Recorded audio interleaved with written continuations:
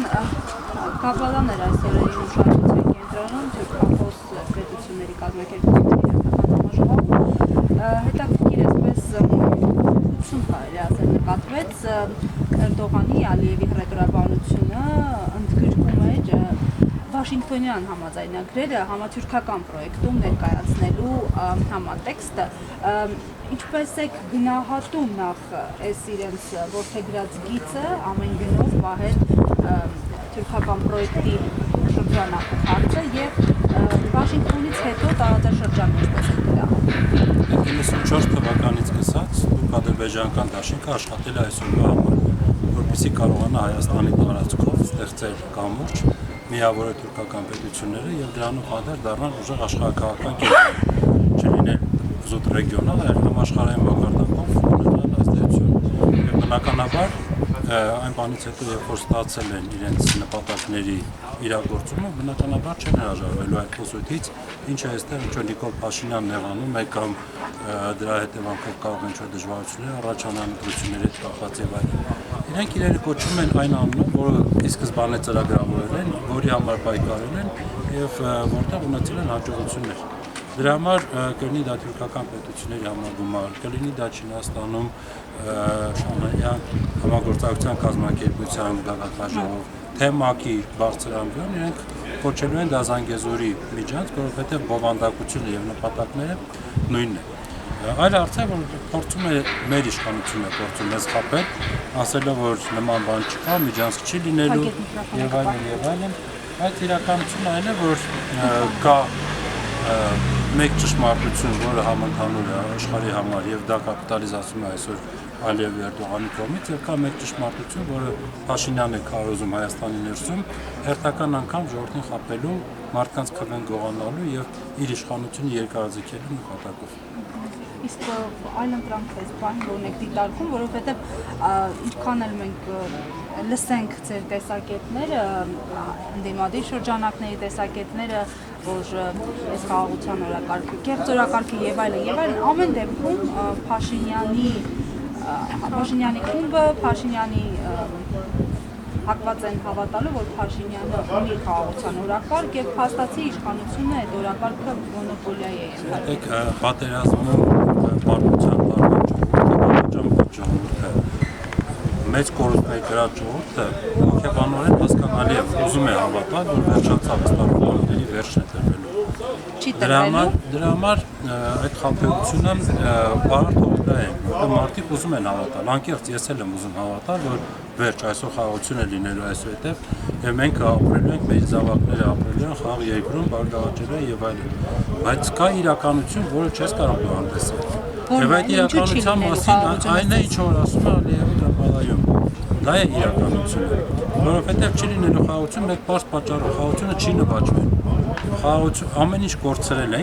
կորցրել ենք տարածաշրջանում սուբյեկտ լինելու հնարավորությունը, կորցրել ենք նույնիսկ մեր ձայնը հնչեցնելի դարձնելու հնարավորությունը եւ ասում ենք, որ մենք խաղաղություն խաչմերուկ ենք ապահովում։ Մենք մեր երկրի սահմանների անվտանգություն չենք կարող։ Միացյալ Նահանգները չի երաշխավորի։ Միացյալ Նահանգները կերաշխավորի, բայց վախենամ թե այդ երաշխավորելու պահին մոռանա եւ Հայաստանը նորից Ալբանիայի հետ խառնի, Ադրբեջանը Կամբոջայի հետ խառնի։ Հասկանում եք, Միացյալ Նահանգները մեր տարածաշրջանում այսօր այլ խնդիրներ են լուծում։ Այդ խնդիրների շրջանակում Հայաստանի անվտանգության ապահովելը որևէ նշանակություն նրանց համար չունի, գործնականում չունի։ Միացյալ Նահանգները այսօր շատ ավելի լուրջ խնդիրներ լուծում հարակից տարածաշրջաններում։ Հարավային Կովկասից նրանց պետք է ընդամենը PR-ի հնարավորություններ, որից լիուլի օգտվեց Վաշինգտոնում։ Բայց Նոբելյան մրցանակ չստացավ։ Դե հիմա միայն դրանով չէր բավարարված։ Ես այն ժամանակ էլ ասում էի, որ ակնհայտ է, որ իրական գործընթաց Վաշինգտոնում տեղի չի ունեցել, եւ Վաշինգտոնը մեծ հաշվով ոչ էլ ներգրաված է եղել վերջի տարիների բանակցային գործընթացում, մշտապես բավարարվել են միայն ողջույնի խոսքերով եւ այլնով, ներգրաված չի եղել եւ այդ իրավիճակում շատ անսպասելի է իմոտ տպավորություններ եւ այդ տպավորությունը ժամանակի ընթացքում հաստատվեց, որ Փաշինյանին եւ Ալիևին ինչ որ մեկը ուղարկել էր Վաշինգտոն զուտ որպես նվեր Թրամփին, որ եթե ուզում ես դու այս գործընթացը որպես խաղաղարար Երևան, որպես քո ժողովրդին տված խոստումների իրականացնող նախագահ եղած, խնդրեմ, այս դες երկու գառնուկ, դար գնա քո PR հետները արա, ինչքան կուզես։ Տեսեք, դուք ասացիք, որ մենք կորցրել ենք սուբյեկտայնությունը, տարածաշրջանում մեր ձայնը բարձրացնելու հնարավորությունը, այս պայն անկեղծ ասած չեմ հիշի, թե որ պատգամավորներ ազգային ժողովի ամբիոնից հպարտանում էր եւ նշում, որ մենք ատոմային կայան պետք է կառուցենք եւ առաջարկներ ենք ստացել Ռուսաստանից, Ֆրանսիայից, Արաբական Միացյալ Էմիրություններից եւ մենք պետք է որոշենք, թե նրանցից որ մեկի առաջարկը պիտի ընդունենք, այդքան մենք ինքնիշխան ենք ու մեր ասելիքը կազմենք։ Ինչու չեն որոշում, սպասում են երևի դիեզերքը նվաճենք, այդ մի գործ ավարտին հասնենք հետո, հա, որոշենք թե որտեղ ենք ատոմակայան կառուցել։ Ժորժան, Նոբելաշենի հարցը չէ, նույնիսկ սառնարանների գործարանների իշխանությունների սարքած մեկ ամսյա կյանք չեն ունենում, ինչ ատոմակայանի մասին է խոսքը։ Լավ, հասկանում ենք պոպուլիզմ, հասկանում ենք անդադ խաբել եւ այլն, բայց դե ի վերջո իրականությունն է, չէ՞, կարելի է ընդհանրապես իրական պատասխաններ տալու համար շատ չեմ ասում, եթե գնալ 1 տարի առաջվա հայտարարությունները նայել։ Տեսեք, 1 տարի առաջ ինչեր են խոստացել, կա այդ ամենը թե չկա, չեմ ասում իրենց այդ էյֆորիայի ժամանակահատվածում։ Ուղղակի նորից եմ ասում, շատ ուժեղ նեյրոհոգեբանական աշխատանք է տարվում մեր ժողովրդի հանդեպ։ Ես տեսնում եմ, որ մասնագիտական մեծ հմտություններ են կիրառվում մարդկանց խաբելու, այլ օրակարգերի առաջ բերելով իրական օրակարգերը թաքցնելու հարցում։ Ես անկեղծ եմ ասում, մենք հիմա կանգնած ենք դատարանի շենքի առջև, որտեղ Հայաստանի 3-րդ նախագահին են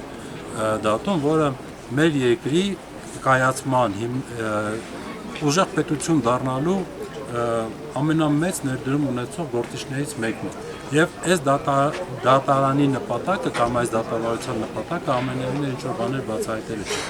Այս դատավարության նպատակը ժողովրդի մեջքը կոտրելն է, որպեսզի մարդիկ տեսնեն եւ ասեն, որ մեր ուժեղները, մեր հաղթանակած գործիչները, գեներալներ կլինեն, դա քաղաքական գործիչներ կլինեն եւ այլն, իրենք բոլորը հիմա դատարանների առջև են կանգնած։ Բաքվում կլինի, Երևանում կլինի եւ այլն։ Սա է նպատակը։ Նեյրոհոգեբանական շատ լուրջ աշխատանք, հա, որը ցավոք սրտի մեծ արդյունք է տալիս։ Տեսեք, ՄԱԿ-ում Ալիև ինչ-որ բաներ է հայտարարում, հաջորդ օրը Փաշինյանը կանգնում է եւ մեզրոտ Մաշտոցի շրջաններից եկող սխալների մասին է խոսում, չգիտես, էլ ինչ օրակարգեր է գցում։